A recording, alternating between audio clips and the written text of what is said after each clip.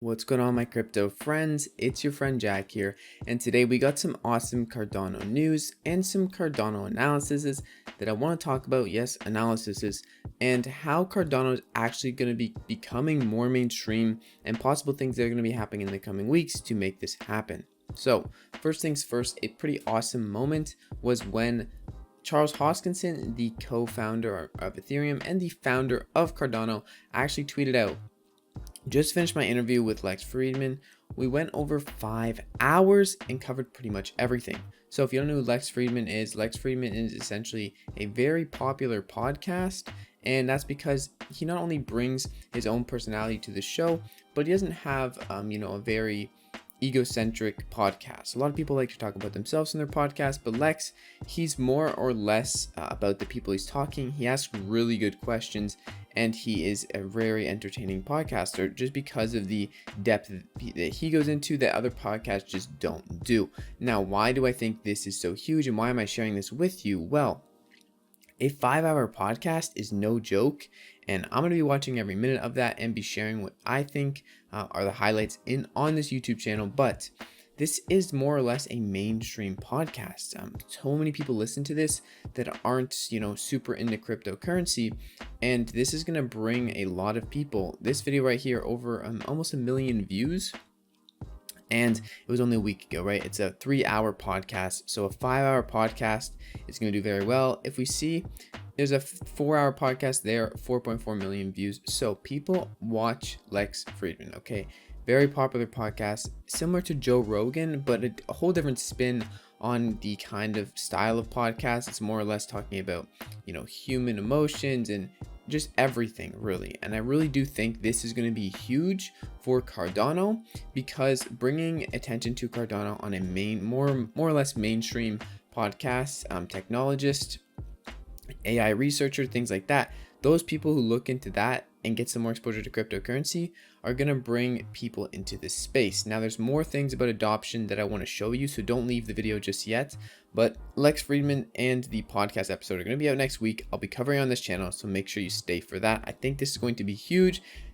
And this is going to push us into the next phase of getting more people on board, maybe getting people like Joe Rogan or Elon Musk to talk about Cardano, and just in general get more eyes on the project as it moves forward into the end of August and start of September, with smart contracts coming and Alonzo Blue being rolled out. This means Cardano can actually grow, the ecosystem can be put in place, and things are going to start really going.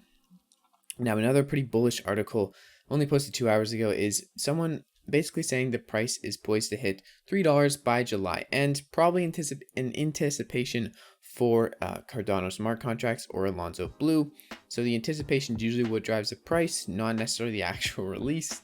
Three months before usually is how it goes. So 3 months before September, July, June, end of June, right? So that is why probably these people are saying $3. But there are other people talking about supports and where Cardano might go if it is not to hold and reach this $3 mark. Now, the critical locations for Cardano price are pretty much, $1 is a huge support level right there. And another big support, which we are staying on the line of right now, is 138. If this support holds, a lot of analysts are saying that we could see quite the skyrocket in the USDT and ADA pair. And if that is lost, the entire structure of higher highs and lower lows is lost in general, after which we'll be looking at the $1 region for Cardano to support if it drops below 138. But if we do hold here at 138, then the Bitcoin pair will bounce back strongly, because then we can start targeting the resistance of 185 and potentially new highs, coming back up to that $2 mark and maybe reaching back a new all-time high, which would be really nice. On the other hand, well-known crypto specialist, this is the July talk we're thinking about, Nina Wright tweeted price predictions for several altcoins. In terms of Cardano, she believes that Cardano price will hit $3 by the end of July. So a very bullish statement, and I do think that is possible with anticipation for smart contracts rollout. After all, we did have the successful smart contract first successful smart contract rollout on the test network, which is really huge. And once again, this is a green blockchain, a more economically friendly blockchain. So that's going to play a huge part in the green initiative just poised by cryptocurrencies in general, and people looking to take a stab at Bitcoin. Obviously they can say Cardano, more efficient energy wise, and there is a lot of reasons for that, but it is definitely a headline that's going to catch some people's eyes, especially newer investors to the cryptocurrency space. One last thing of news I want to show you guys is the Texas Governor Greg Abbott signing a historic cryptocurrency bill. This is actually very good. I know some people don't like the terms of government getting involved and putting in rules in place, right, putting restrictions and regulations, but I do think this is good thing for the crypto space, and especially Cardano being able to actually be used as virtual currency under the Texas Uniform Commercial Code. The governor took office in 2015, has long been a crypto supporter, and even back in 2014, Greg Abbott invited the Bitcoin community to his electoral campaign. Now, he recently tweeted this out, I believe 2 days ago, just signed a law that puts virtual currency under the Texas Uniform Commercial Code to be a secured transaction.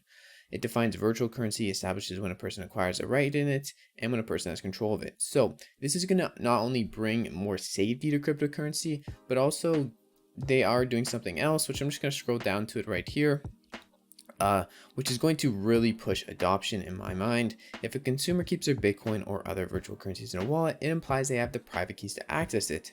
In Texas, however, they can delegate that obligation to a third-party bank. Yes, I know, stay away from the banks, but people are very familiar with banks, and new crypto investors need a way to make it easy and familiar, right? The bank can keep a duplicate of the key in the same way it keeps important papers, or the consumer can entirely transfer the digital money to the bank. Now, if you do have the keys, obviously there's more you can do with this, but the chances are if you're just giving the keys to the bank and they're just holding the information to keep it safe for you, there's going to be a lot of chances to really still capitalize on owning cryptocurrency without having the banks take your percent cut. You can still probably stake it. You can still do all those things, I imagine. At least that's what I'm hoping.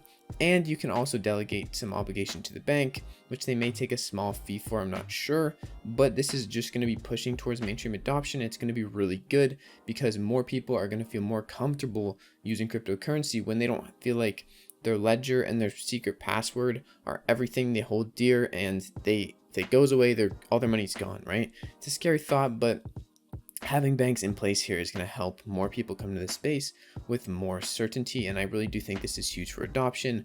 I really think this is the next part of adoption, getting normal people to use cryptocurrency and actually pay things with it, hold it with banks, with governments. I know we want to make it decentralized, but for people to actually use this cryptocurrency, use Cardano, we're going to have some compromises, and not everyone's going to want to hold their secret password phrase in their head or in a safe. It's not necessarily something everyone wants to do, and it's not the most comforting thing sometimes, especially if you're new to the space. Having a bank or third party in there, even if it's not a government served bank, a third party that's under legal contracts to keep your crypto safe is going to be not a bad idea in the end, especially if you're not doing anything malicious or anything, fraudulent. Then you're going to be fine in doing that, most likely, especially if it's under policy. So yeah, I really think this is huge. Lex Friedman podcast is also going to be huge. Cardano price right now is sitting at 156. We are seeing Bitcoin breaking past that $40,000 mark, which is huge, and we could see some new highs and a rise back up here. I'm not 100% sure who it really is. I'm not going to do any technical analysis really right now, but thank you guys so much for watching this video. If you want to follow me on Twitter, where I go and retweet all of this stuff and tweet all about Cardano, then go ahead and do that. But thank you guys so much for watching. I'll see you guys in the next freaking video. It's been your friend Jack. Peace out.